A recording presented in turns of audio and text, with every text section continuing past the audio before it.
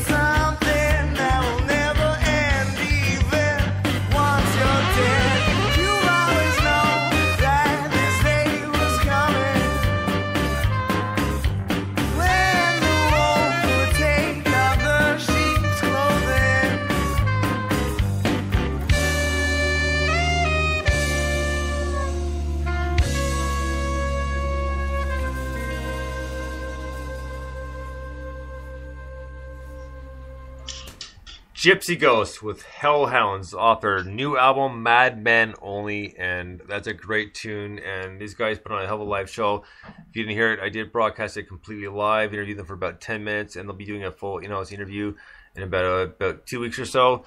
It'll be myself, Andy, Patrick, and Seamus from the Gypsy Ghost. It'll be a lot of fun. We'll be talking about the new album and a lot of things that's been going on. Go ahead, Noel. You next. You next. You next. As usual, Gypsy Ghosts are awesome. There are a lot of very interesting changes in that tune.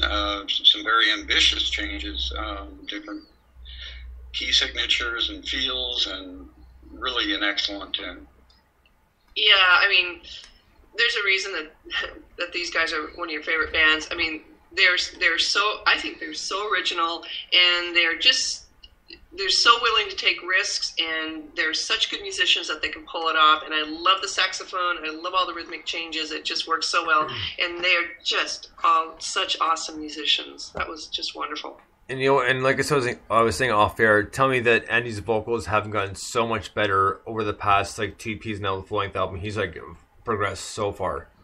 Oh yeah, and did you say that they're working with a new producer? Yes, they are. Yeah, and that you can hear that. I mean, his vocals are so much more confident now, and he knows exactly what he's doing, and it just complements. I mean, the music complements the vocals, and the vocals work with the music. It's right. A great connection. Well, and that's what they talked about when I interviewed Andy and Patrick back in October. That's what we're talking about. Andy was saying that we have a producer that he's a friend, but he cares too. So he's had enough balls to say, you know what, you gotta stop here because it sounds good here, but you gotta change this because it's not flowing very well. So, and that's what Andy was saying, that he appreciates so much about this producer that they had with him. Absolutely, and you need somebody like that on your team, because when you're that heavily involved in it personally, sometimes you lose focus and objectivity and all that. So you really need somebody like that.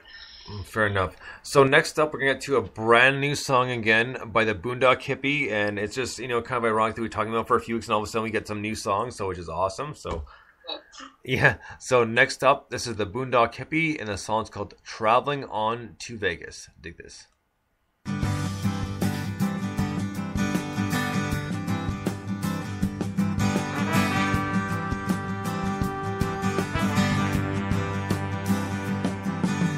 Traveling on to Vegas, up through Mexico. I'm traveling on to Vegas way, on to Flamingo Road. State Road 592, in Olivares shoes. I'm gonna stake my claim and let it ride in the city they call sin. Johnny Cash on the radio in my Cadillac from San Diego.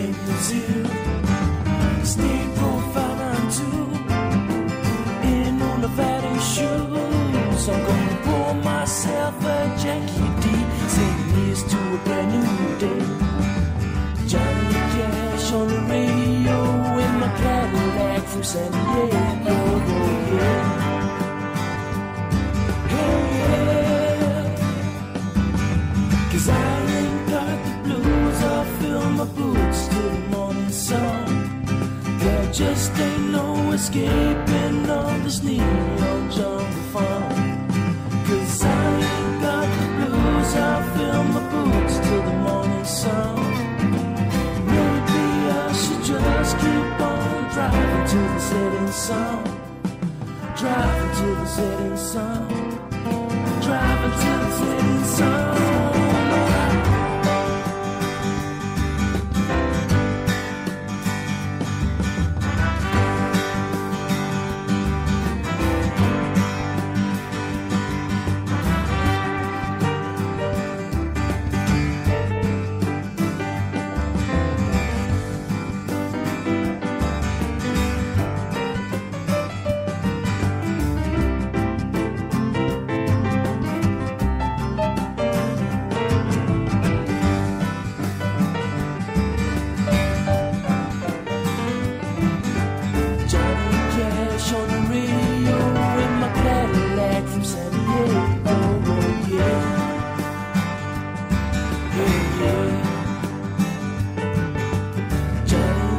flash on the radio in my Cadillac from San Diego, oh yeah.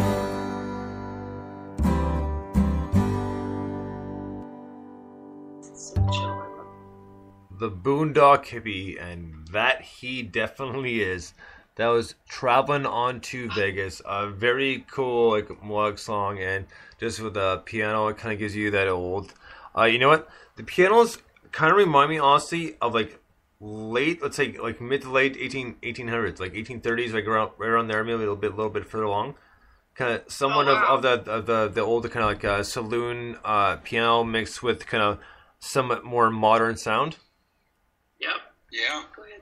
And the thing that really impressed me about this tune is that is a big band he's got going on there with the horns and dobro and piano, and I think I heard organ in there as well. And it's arranged beautifully. There's room for everybody. It doesn't sound crowded.